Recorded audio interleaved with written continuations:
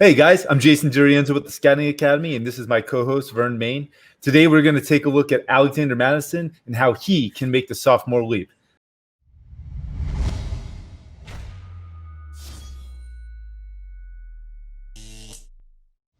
I'm really excited about it tonight. How you feeling? Man, I'm feeling good. I love talking about running backs, and tonight we get to talk about one of the great ones that might be under the radar, Alex Mattison. Oh, definitely under the radar, I can tell you that. And I'm excited to talk about him too. So let's do it. Let's jump into the background information. So as far as his high school career, what's really interesting, man, he ran for 4,000 yards and 48 touchdowns in his last 2 seasons in high school. He was recruited as a 3-star recruit, held just 8 offers. And during his time at Boise State in the very last 2 seasons, ran back-to-back 1,000 yards, which is pretty special for a running back. And one of the main things I love, man, is a multi-sport athlete, which he was. He played football, ran track, and wrestled in high school. Man, that wrestling right there, that really hits me in the heart because I used to wrestle in high school, and I know how important it was because I had a lot of people that were on my wrestling team that also played football, and they said it helped them greatly as far as playing the sport from a body control's perspective. Ah, nice. Good to know. All right, Vern. So we just talked about the background of Alexander Mattison. What do you think so far? How are you feeling about him? So, according to his draft profile, when I was doing a little bit of research earlier, he's a north-south runner, slithery style, and he's got the ability to be split out as receiver, and he's actually shown that in some of the tape that we're getting ready to watch.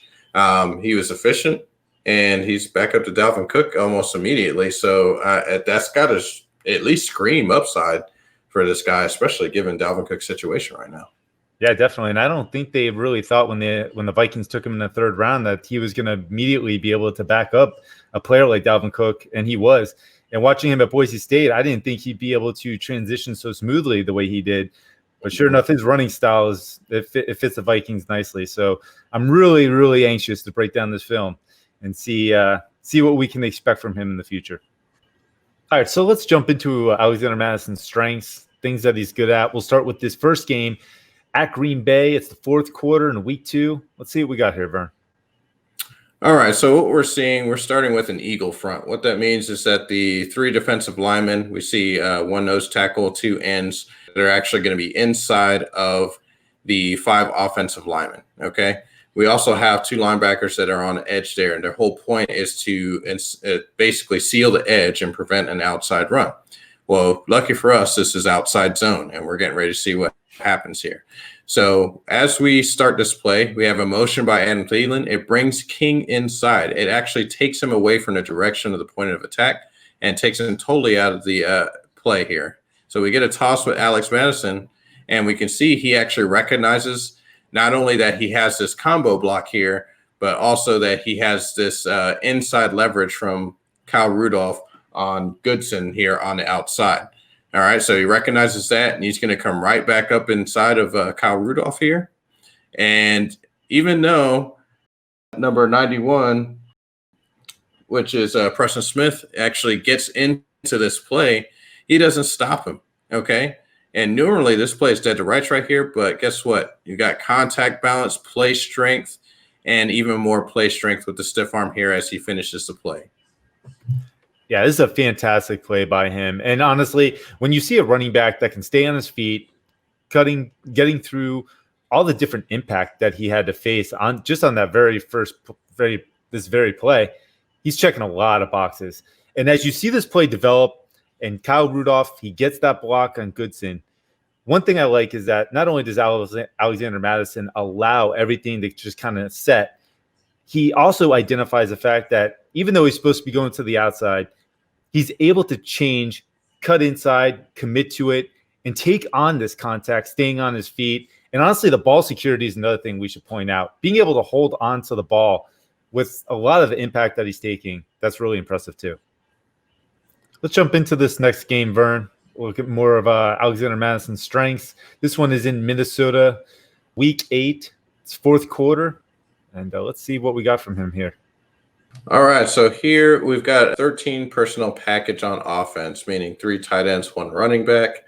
What we're going to see from the defensive side, we've got 4 personnel. The linebackers are actually bumped down. And this is going to create that a four-man front kind of on towards the weak side, right? So what we need to understand about that is that where the one tech is lined up as well as the three tech, it looks like they're trying to close off the middle area of the field for him to run. But let's see what actually happens once we start running this play. So see a little bit of motion up there. Boom. Okay. So what I want you guys to take note of is that the actual cut block on number 93, Jonathan Allen, is critical block here, right? And then we also have that block up the middle at the second level that's going to spring Mattison free. So Mattison makes that cut. He recognizes it with good vision. And then we see Kerrigan try and make the tackle from behind, but he bounces right off of him. And then immediately he crushes this guy, Troy Apke. And then Josh Norman can't handle him. He's like, thanks for giving me some extra balance here. And then finally, number 55, Cole Holcomb has to finish him off, right? But all we see is his tenacity to not go down at first contact, man. And that is just amazing. Again, one of those things you just can't buy in a running back today. I absolutely love this. I mean, I'm thinking back to the time I watched him at Boise State, and this is exactly what he did. 2017, you saw it. You saw it happen with him with the physicality and just the ability to kind of break tackles. 2018 was his year, man, at Boise State. He did exactly what we're seeing here, and now he's doing it against better competition. As the play develops, and you really kind of see number 71, who's Riley Reef, gets that block for him, opens everything up, but he just darts right through this hole, goes up the middle, and there's no fear. He knows exactly what he wants to do, and that is just get through every single tackle and get to his end point. And Riley Reef comes back up, takes out Bostic, and it's just incredible that he can hold on to the ball. We're not talking about this enough. He can hold on to the ball throughout all the contact he's taking. And I think he only had one fumble versus BYU in his last year at Boise State. That's incredible, especially with the way that he runs. He runs taking on contact, and he still doesn't lose the ball. That is something that is extremely valuable in today's NFL. All right, so we got an idea of what he is as a runner, physical, tenacious. Now let's get a view of him as a pass catcher. So this game is going to be in Minnesota, second quarter, week 7. Let's see what we got from him here. All right, so what we're seeing here is we have a 3-3-5 setup with a nickel. Okay, basically that's going to give us an odd bear front here, where we have a zero technique and 2 3s. Okay, now what I want you to pay attention to is this guy on the end, number 51. Okay, he's going to be our low hole player, but he's kind of critical in this whole construct of how this develops, right? So what we're going to end up doing here is we're going to end up in a screen pass. Okay, so this is going to be Alex Mattison. He's going to come out and kind of wait like he's getting ready to try and block somebody and just wait around. Who do I block? Who do I block? Nope, he's not doing that. Just kidding. I'm sprinting out and catching this ball right now. You see that cut block right there. My goodness, that is so important to this play. And it does actually spring Mattison to the open field. But Mattison still has the burst and is able to just leap over this guy like he's Mario and leaping over a mushroom here. And you can see some of his capability, really showing his explosiveness that we actually see in his broad jump there. So that's kind of the things that we're actually going to see from him as a pass catcher, man, especially in an open field. I think that's amazing. Yeah, definitely. And as a pass catcher, it's great to see that, you know, he's got the hands, he's got the awareness and all that. And that's the same type of things that we saw at Boise State. As this play develops and he kind of, you know, catches the ball, he identifies his path. That cut block was huge. But man, the vertical that he gets when he jumps over Tavon Wilson, it reminds me of a play that he had against Fresno State where he literally like Street Fighter Ryu jump kicked the guy, right? And now it's nice to see him actually get over the player. But it's a display of his athleticism. It's a display of just how physical of a player he is. He's not going to go down, whether it's running through you or running over you. That's Alexander Mattison. All right, so let's take another look at him as a receiver. This next game will be in Kansas City, week 9. It's the first quarter, and I'm really interested to see how he does again as a pass catcher. All right, so here, what do we got, right? We got what looks like 13 personnel here, okay? And then we got the motion to get both Irv Smith and Mattison on the outside. What does this force them to do? Forces them to go cover 0, okay? What that means is that there's no deep safety to save them against anything deep, all right? So snap this ball, and he closes the distance, and he immediately kind of speed releases to the outside and tries to climb the ladder basically on the left-hand side, but then he runs out of space there. But what's cool is he catches this ball. Now, it's kind of a challenge, right? Because it's like he caught this ball. He came down with it. He understood where to look for the ball. He was able to concentrate through all that contact and everything, but he didn't come down with it in bounds. So is that good or is it bad? I think it's good. What do you say, Jay? Oh, absolutely. It's good. I mean, the way he was able to extend his body, extend all the way out, catch the ball outside of his frame, hold on to it, that's pretty incredible for a running back. And even here, you could see that he's looking for the ball. So he couldn't really get up to full speed, still trying to beat contact with the DB. And I think if the chemistry was there, maybe it'd be a little bit different. He could just focus on just beating it down the red line right there. But still, I mean, if you look at the entirety of this play, the focal point is his pass catching ability and the ability to hold on to the ball as he comes down and makes a terrific catch. So I do want to get a different angle of this catch as well to really get an idea of the extension and just how he was able to beat the DB and make this play happen. Yeah, man, it's just crazy just seeing his ability to go up for this ball. Even though he doesn't come down with it, man, it's still something to take note of from a scouting perspective, because you just can't do that against any corner. And the corner tried to defend that. He tried to knock the ball out. I mean, he used the sideline to defend it, so, he had a little bit of help there. But I think that this is an excellent play. It just didn't come down as a total plus for them. Yeah, something I want to point out, too, is the fact that at Boise State, he was lined up on the outside. He was used as a receiver quite a bit. But this right here, I mean, you can even tell with his feet. Like, he tried. He wanted to stay in. He tried to get both feet. He just didn't make it. But he was still able to take on that contact and catch the ball outside of his frame. That is something that you saw at Boise State, but not to this level. So the fact that he's doing this with a brand new quarterback in the NFL system, lined up on the outside, one-on-one coverage, that's awesome, man. That's going to be super valuable for him in fantasy terms. All right, Vern, a lot to like from Alexander Mattison. What did you see that really stood out and got you excited? Man, and so the one thing that really sticks out is his clear vision in zone, right? So when everything's kind of clean, he's got the vision, he's decisive, he's got great burst.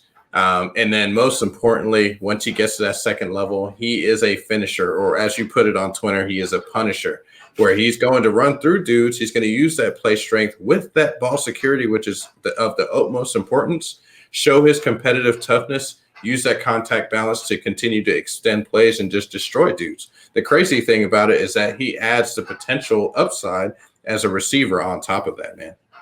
Yeah, that receiving ability is pretty outstanding. And again, it's something that you saw at Boise State, but this is kind of on a new level. And that's really exciting for it being his first year in the NFL. Something I'm really excited about, too, is the fact that he was a punisher at Boise State, and he didn't stop doing that once he got into the NFL. And to be quite honest with you, I didn't expect him to break so many tackles and just show that ability to finish. And we saw it in college, but a lot of times going against better competition, that changes you a little bit. It didn't change Alexander Mattison. So him being a physical runner, that's something that's a plus right there, especially seeing it year one. All right, Vern. So with all the good, we got to talk about the bad. Let's get into some of his weaknesses now. Same game from earlier against Washington, week 8, it's the fourth quarter. And let's see what we got. All right. So we got 13 personnel here, 3 tight ends, right? We're going against a modified 4-4 personnel on the defensive side. It's got a kind of a bare front here. All right. So what we have to worry about is them trying to contain the outside run. Now, we're going to see that they're actually going to do some wide zone here. And Mattison's actually going to target Tyler Conklin there, right? So we see here, boom, right? So where should he go?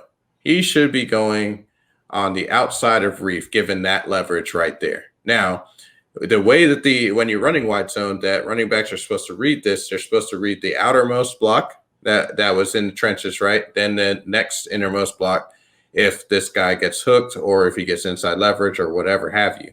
So we need to kind of pay attention to that. This is kind of a neutral block between Conklin and Noah Spence there. So the next block that we really need to be focused on is between Riley Reef here, and he should really be going to that outside lane. So we see here, he gets spooked a little bit by what's going on there and decides to go up inside. But we can see that's a terrible decision given all these bodies right here, right?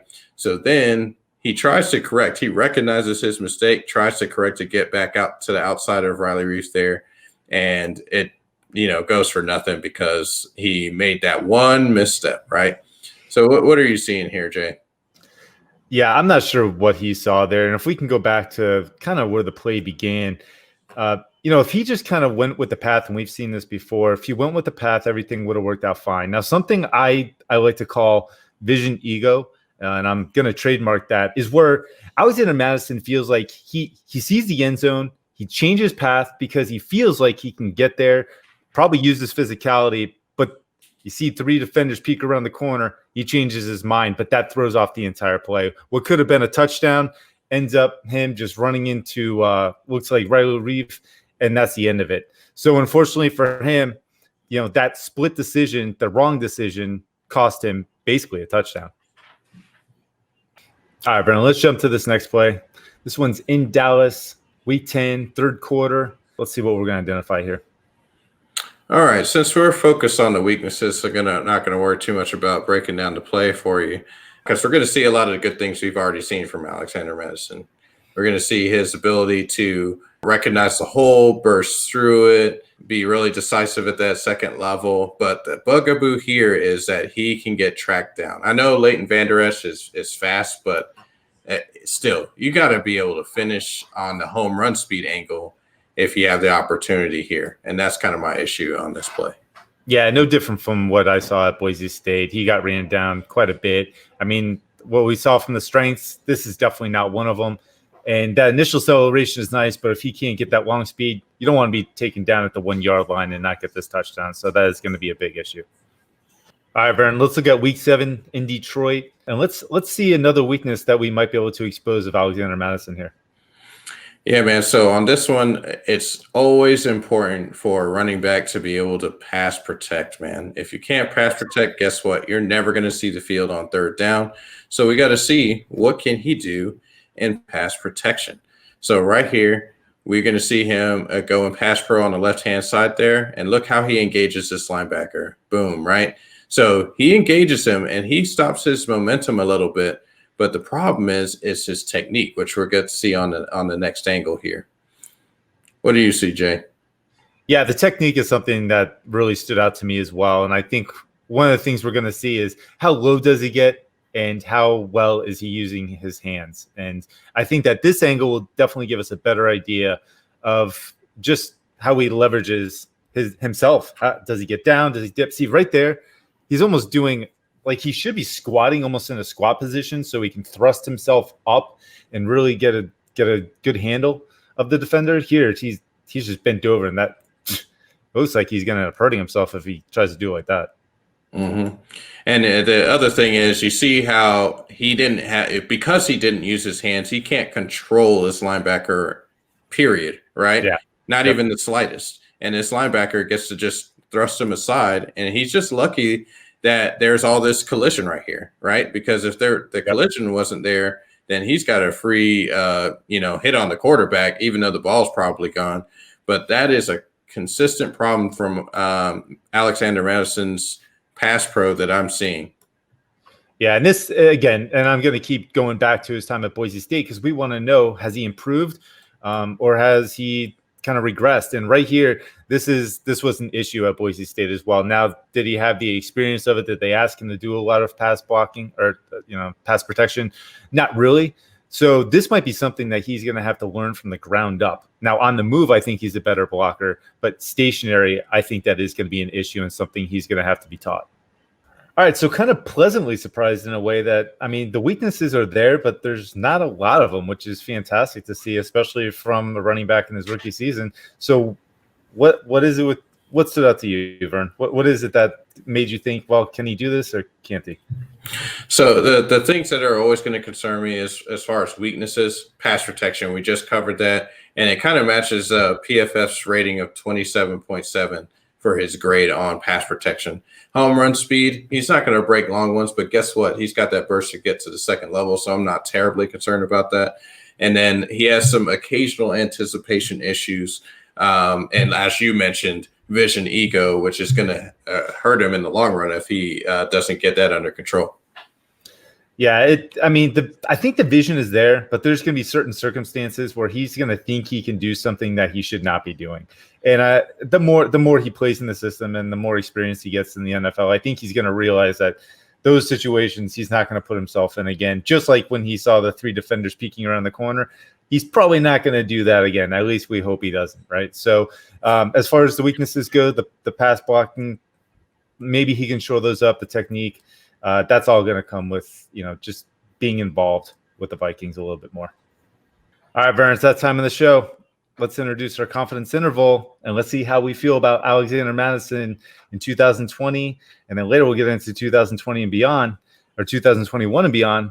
But where are you on Alexander Mattison this year in 2020? How are you feeling? Man, right out the gate, talking about 2020, I'm at about a 50% confidence. And I know that sounds kind of crazy based off of how we talked about all of his strengths and then the little bit of weaknesses we talked about.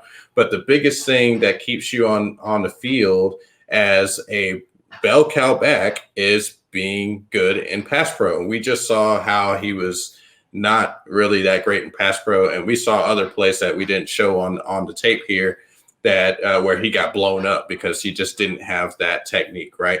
If you can't do that, you're going to suck, and then you can't survive at the NFL, at least at the 3-down level. He could do first and second down, but then his value is kind of a lot lower, right? Additionally, in 2020 specifically, my confidence in him is tied to his opportunity. Dalvin Cook is still a factor. Maybe he decides to sit out. That's great for Mattison. He's going to blow up, I'm telling you, right? He's got great vision. He's got that burst to go with his decisiveness. He's got the competitive toughness that we saw. That play strength, the contact balance, and the tenacity to finish. And we even talked about before the show about his 4.7 GPA, like when he's coming out of high school and how he's like just a model student. Well, if you're a model student, your intelligence can actually not only improve your capability on the field, but it can also extend your career. So with that said, I mean, you saw how much of a beast he was at the second level. I feel like he's smart Hulk, man. I just don't know what other way to call it, man. It's crazy. He's smart and he destroys people at the second level of the field. So that's why I'm at that 50% confidence. How are you feeling? Yeah, I'm right there with you, to be honest. But I think I'm actually a little bit higher. I'm not going to use Dalvin Cook's situation. I'm gonna say the scenario. Let's say the scenario that Alexander Mattison is the prime running back for the Vikings next year. They run the ball a lot. We saw just how much of a beast he is. You called it with the Purple Hulk. I mean, he can do it all. He can pass catch, which is going to be great in PPR leagues. So I'm really at like a 70-80%, to be quite honest with you. It's just one of those things where he's got it all, and he can be the main guy. So if that opportunity is there, if Dalvin's there, they're still going to give him run. But if Dalvin's not there, man, he has RB1 upside all day long, and I'm taking it. With that being said, though, 2021 and beyond, where are you on his future projection? And let's talk maybe dynasty terms here. For me, 75%. Why? Because Dalvin Cook, I doubt very much he's going to be there. Reason one, the Vikings or any other team in the NFL, they don't pay running backs these days unless you're Christian McCaffrey or maybe even Saquon. He hasn't gotten paid yet, but still, like, that's the type of running back you have to be. Dalvin Cook has some injury history that you got to be concerned about. He is not on the level of CMC, man, just to be honest. So I feel like the Vikings are going to say bye, Felicia, when it comes to 2021. What that's going to do is create opportunity for Alexander Mattison. and they're not going to necessarily, they might draft a rookie, but Alexander Mattison is good enough to where they're going to explore what they have in him while having somebody in tow behind him just in case he doesn't work out. But what we've seen shows that he is going to work out at the next level unless something crazy happens. So that's how I feel about it. How about you? Yeah, I'm at about a 40%, which is probably not going to, probably not traditionally like, wow, okay, well, what are you thinking here? 40%. We just got done watching a lot of great film on him. That's true. But I'm also thinking about the running back position. I'm also thinking he's a running back that ran in the 4.6s. Now, as much as we talked about speed and it shouldn't really relate to who he can be on the field because he is intelligent, I am concerned that it's the running back position. And really, it's that first year contract that you really want to focus on. After that, we don't know what team he's going to go to, right? The Vikings are a run-heavy team. Who he goes to next, I'm not going to bank that he's going to go to a team that runs the ball as much as they do. And that has the running back as a focal point of the entire offense. He's in a great position right now.